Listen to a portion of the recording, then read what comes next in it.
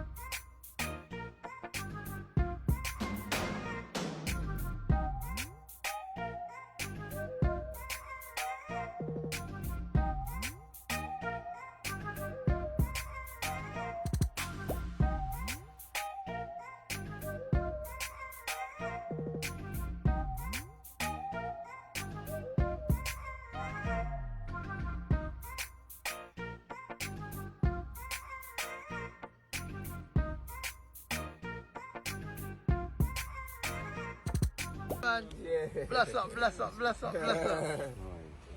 Wow, my lord. So you got all kinds of academics, but you ain't got time. Yeah.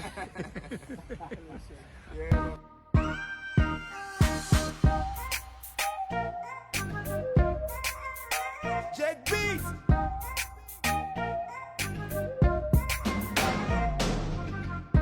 I'm Tyrone Marhguy, and I went to Achimota School. I completed last year, offered general science, ICT over there. So I completed, and then now I'm back here. I came to pay Uncle Reggie a visit.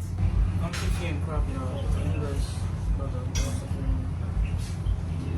I'm Nkrabia, one of the Achimota students who got rejected. Not terribly at GIS now. My name is Yeah, he's a little warrior, that one. With the Achimota advocacy with Tyrone Marhguy from the beginning until today, and our brother here, Reggie. So today we decided that we're going to come and show our respect and appreciation to Reggie Rockstone for all the sacrifices that he and his wife have made towards us. We have a clear example of how he contributed tremendously to the advocacy. So today is just a fitting moment for us to say, give thanks, my brother, give thanks. Yeah, my name is Kwikuando Bafo. I'm also a friend of the family. These are also my sons, and we're very proud of the outcome. I think the outcome was divine in the sense that they represented, any Rasta child, any child with dreadlocks in future has had the best ambassadors to show that they can perform just as well as even better than most people. So I just was also here to congratulate them and to also commiserate with the grandpapa for providing that kind of platform with his celebrity for people to understand the impact of what it means to allow African children to look the way the Most High designed them to be. Amen. So thank you very much. Blessings.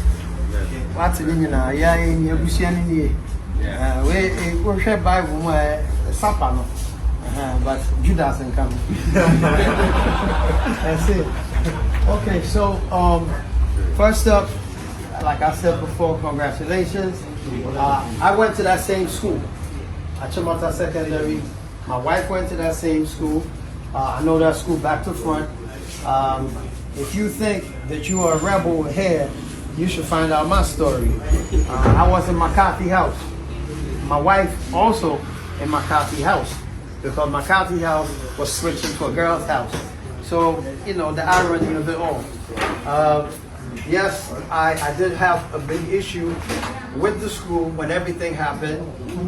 For your cause, I damn nearly sacrificed and boycotted the school. Like, I cut them off. But here we are today, because what you have done is given me a big, worldly humble pie to slap in everybody's face. Just blah, blah, blah, everybody get it. And that's it. All who did not believe now know. Now, you seem like a humble young brother. And so, I know you're not starstruck or, you haven't become some celebrity, even though you are.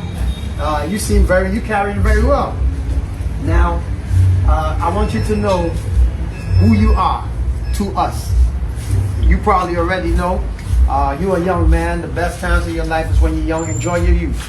That's now. They don't get distracted all this BS.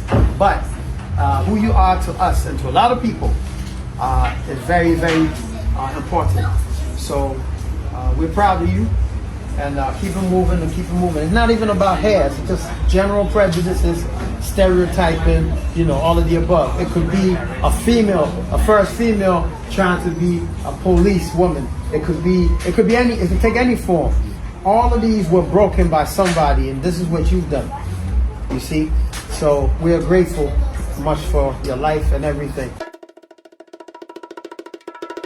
So I want you to tell them what you told me about beans, rice, and all what we consume. And this is not a conspiracy, by the way. This is real. And explain why all the people tuned in soak the knowledge. We're glad to be in Rock's Wache house here, celebrating an indigenous Ghanaian meal. I read last week your commentary about the need to focus on Wache because we're in this Jollof war. Jollof belongs to Senegal. Yes, we're fighting the wrong war. Exactly. Wache is an indigenously homemade dish known to Ghana, and so we need to protect it. But there's something happening very important to Wache that is flying over the heads of most people, in the sense that the bean that we have in Wache is called the cowpea, the black-eyed bean. The black-eyed pea is native to West Africa, but it was carried by our brothers and sisters, our mothers and fathers to the West during the Holocaust. Now, the cowpea is a staple food. It's a cheap source of protein, and it's a crop that does very well throughout West Africa, so it's been eaten for millennia. That means thousands of years. So we know this black pea, cowpea in our Wache, that's the bean in your red, that's the bean in your tubani, it's the bean in your kose. Yep. And now the government wants to genetically modify the cowpea, which means that they want to tamper with it and create a version which is not natural. So we are saying that because this type of food needs to remain for other generations to come and see, we want your grandchildren to be able to taste wache and taste the kind of bean that we ate. The way it's meant to be. The way it is, not tampered, not genetically modified. We have concerns with the kind of safety tests that have been done on this GM cowpea, because we know in our neighbors in Burkina, when they were growing genetically modified cotton and they would feed the stalks of the cotton plant to the livestock, the goats and the cows will have bloated stomachs. So this is a direct example of what happens if something has just been genetically modified and the real research hasn't gone into how safe it is to eat. So we are saying that we need to keep these hands off our wache, keep these hands off our tubani, off our cowpea. That Ghanaians on the grassroots don't want to eat GMO. I mean, if I ask you, would you like to eat GM cowpeas? And I don't think any of your friends, if they understood it, would like to eat GM cowpea in your school. But the policymakers in Ghana are just pretending like Ghanaian farmers and Ghanaian people, mothers and fathers, are begging for this cowpea. But none of us around this table wants to eat a genetically modified cowpea. So this exercise about improving the knowledge of the masses, let the general public be aware that we need to protect our interests. So keep your hands off our cowpea. Papa, keep your hands off our cowpea. We want to continue to eat our wache, our tubani, our red, so our grandchildren will be able to eat it. The other thing that we're concerned about with all the GM